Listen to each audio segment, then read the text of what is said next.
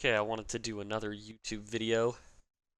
I am sick this time, so if I sound like shit, I'm sorry about that. You're just gonna have to deal with it though. This is gonna be about tech skill considerations for the mediocre or budding new Spacie main that wants to be really good at the game. You could also watch it if you're already sort of good, but not amazing, and in fact, I think it might be better for people who kind of already know what they're doing because I don't want to spend too much time on each thing.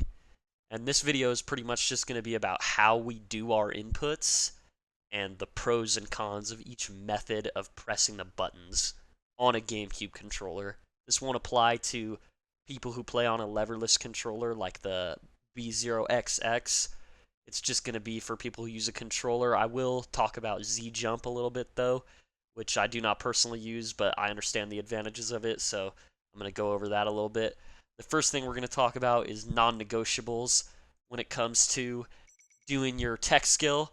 So, for example, you want to do all your aerials with the C stick. That's like the most basic thing that most people who play competitive Smash know. But if you don't, just real quick, I'll tell you why. Here's the backer I'm doing with A. See, I got to press back to do it. And even if I want to fade it away afterwards, I had to press back for a little bit, so I can't quite fade it away as much as I want. But if I use the C stick, I'm free to touch my regular stick. Pause, and do that whenever I want to. And I get as much drift as I'd like. So we all understand that, so that one's pretty easy. Next, I'm going to talk about light press L cancels. Maybe a little bit less obvious still to some of you. Pretty obvious, but maybe a little bit less obvious. So when I L cancel, right, if you imagine your controller, and I might put up a graphic of this on screen, I might not, depends on if I'm lazy or not, but you imagine your controller, you go for an L cancel, right, and you hit it. But if you press the button all the way, maybe you can even hear it on my mic, if you click it all the way in to where you would tech, you will get locked out of your tech in the event that you get hit out of the move. So let's say, pretend I'm attacking, Fox, and he up smashes me out of shield. He's blocking, and I do this, and he up smashes me out of shield, but I hit the button all the way.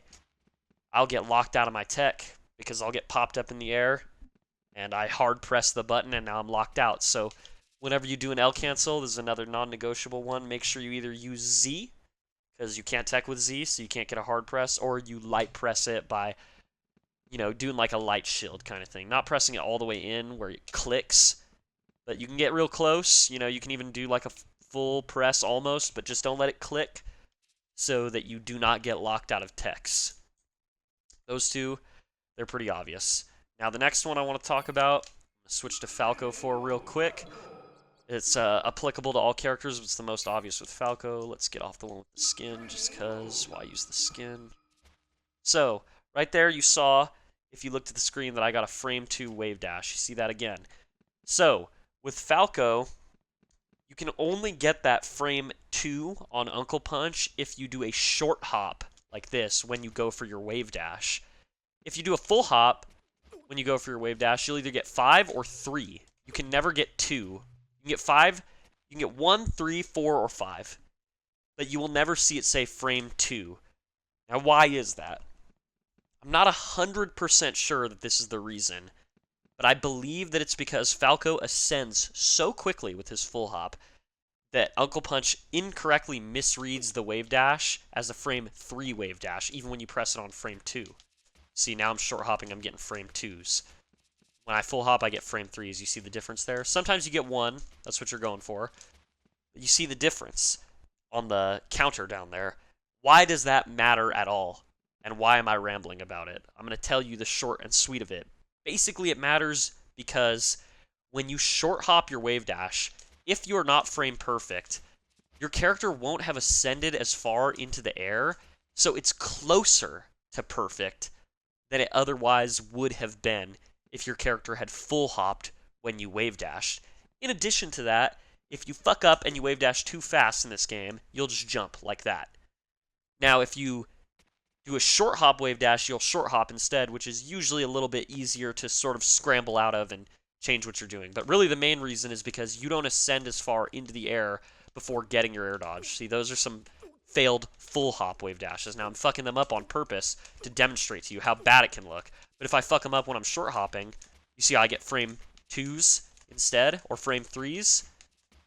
I can be way less precise on my actual trigger press if I short hop my wave dashes. So that's non-negotiable, okay, guys? If you're not fucking doing this, if you don't short hop when you do your wave dashes, you are fucking up big time. You need to do that.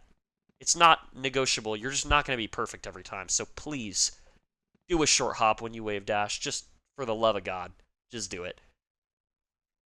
Now this last one, I consider it a non-negotiable, but I must admit that that's a bit of a misnomer because in this case, we're going to be talking about something that a few people have managed to be really successful doing. Now, off the top of my head, and I apologize if I do not include people, but just 2 people off the top of my head are Crush and an old school player named Lovage. They both tap jump all the time, right? So, why don't I recommend tap jumping all the time? Well, the number one reason is just because it's way harder, I think, from a base standpoint to learn to do it this way.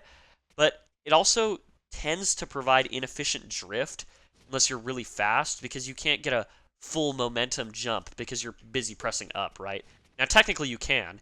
If you fling over quick enough, you can get one. But I just don't think it's wise to do this. And then also there's a problem where in this game, if you hold up on the stick, your character will buffer the jump for 3 frames. So it can lead to you jumping maybe in spots where you didn't really intend to.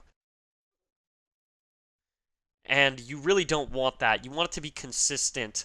In spots where your input is going to get eaten, you'd rather it just get eaten most of the time because if you go for this tap jump thing and say you do it on a wave dash like that, but you were in the middle of an action beforehand, maybe you accidentally buffer the jump and you end up getting either like a terrible air dodge like that, or you just get like a nothing where like your character just like jumps. I'm trying to do it wrong on purpose. It's kind of hard. Yeah, you get like that maybe because you buffered the jump and you didn't realize that you buffered it. So I would not recommend using tap jump for that reason in your base gameplay. It can be useful in other spots.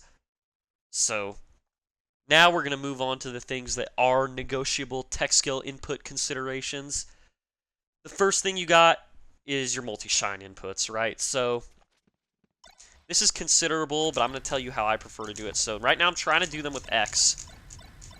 And you can do them, but I don't advise doing it that way because if you look at your controller, it's much easier to accidentally hit the C-stick doing it that way, and you also have a greater distance to travel, and you might hit A on accident at the wrong times, the biggest of which is trying to shine out a shield. Right now I'm trying to do it with X to B with a slide, and I'm getting shield grabs because I'm pressing A. So that was with Y, and it's much easier to do that way because you can slide without accidentally pressing A and getting a shield grab. So I think that that's important. I prefer to multi-shine with Y rather than X for that reason. I'm kind of out of practice. There you go. There's some. Kind of out of practice because I've been playing Fox. But yeah, I prefer to multi-shine with Y. It's just easier, and you can get your shines out of shield without accidentally going for a shield grab like this. So there's one with Y, and there's the same attempt with X. And the other thing I wanted to talk about, a consideration, is say you want to do your multi-shines with up, like that. And you're thinking, well, that could be good, because look at that. It always gives me a frame 1 act out of shine. Well, the reason you don't want to do this is because in the case of a whiff, which you can't guarantee, you'll get something like this instead, because you're buffering the jump, right? And when you buffer the jump, you can't be 100% sure of when to press B. You'll see I'm getting a bunch of airborne shines because of that. When you buffer the jump, you can't be 100% sure of when you press B, so you'll get your inputs out of sync a lot just doing that.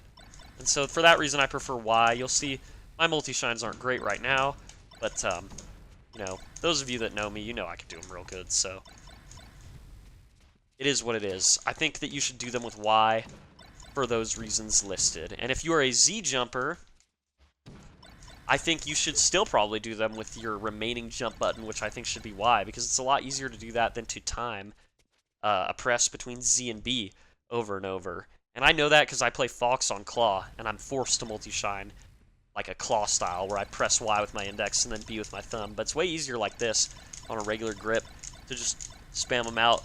And really, you can be kind of slow on them. I'm going extra slow right now because I'm sick and just don't give a fuck. But, you know, you can go slow on them, and as long as you actually hit them, they'll work. So remember that for your multi-shines. Remember to use Y. I just think it's the best. Now for ledge dash inputs.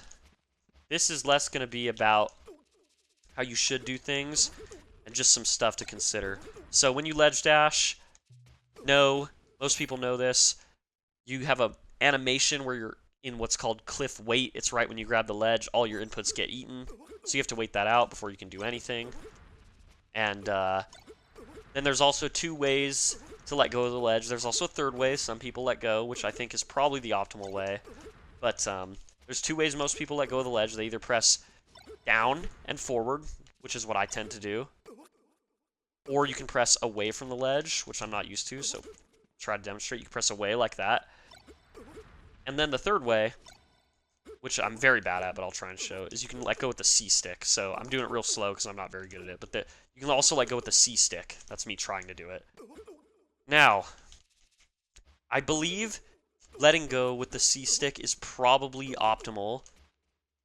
Reason being that when you let go with back, you have to reposition your stick, right? It's pretty hard to do that really fast. But people like to let go with back because it will not cause their character to fast fall. Now I'm doing it with down and forward. When you do that, your character fast falls, so you either get a really good ledge dash or you just die. But if you let go with the C stick, you can already be positioned with your other hand, and then, you know, if you do some sort of claw maneuver, you can wave dash like that, or you can use your Z jump to ledge dash like that. And if you have a C pad, that new mod where your C stick is a D pad, then this is even more the right thing to do, to let go with the C stick, because you won't accidentally get back airs like that sometimes. So those are the things to consider for ledge dashing. Which way do you want to do it? I'll probably always be a down and forward guy just because I'm pretty consistent with it already, but I think that if you're learning from scratch, the C stick is probably the right way to go, so that's what I'd recommend. Just wanted to share that with you guys. And then we're going to move on to shine aerial inputs, and what I mean by that is this kind of shit, right? Doing shine aerials on people's shield. So, for me, what I think is the best in this case is actually tap jump, because it will buffer the jump, and you will get, as you can see a lot of these times, I'm acting perfectly out of shine. When I choose to use tap jump, I'm acting perfectly the frame that it's possible, and then I typically get the aerial the first frame that's possible too, which makes my shield pressure really tight. Now, when I jump out of that, I tend to use a button. Probably not the best habit. There I am going with the fucking stick. So I think that doing it with the stick is optimal just because you buffer the jump, and in this spot it makes sense because you buffer it during the hit lag, and it just kind of guarantees that you get that short hop because your finger's already off of it by the time that you start drifting and by the time the jump squat's over. Now you can also, with Fox I use Claw, right? So you can use Claw. I'm trying to do it with Falco's difficult demonstration, but you can use Claw, and that'll allow you to do stuff really fast as well, like you can make C-stick inputs while still drifting the way that you prefer, right? Now what I do not recommend is going back and pressing X and then using the C-stick. That's what I'm doing right now, and you'll see that it's pretty slow, even if you're really experienced doing it. And it's gonna waste frames if you do it that way. What you definitely shouldn't do is like with A, like this, because you see how I accidentally cross up Young Link. And, you know, that would happen to any character, and then you'd end up getting grabbed, right? So that's just another thing to consider. I think tap jump is the best when you're doing this sort of shield pressure. I've seen a lot of Spacies online. They just don't have very good shield pressure, so that's how I'd do it. I'd use tap jump if I were you and I were learning. If you're a Z jumper, you can do it sort of the claw style, like this. But, you know, you may still want to experiment with tap jump because it'll give you the automatic perfect, right? Especially if you play Falco.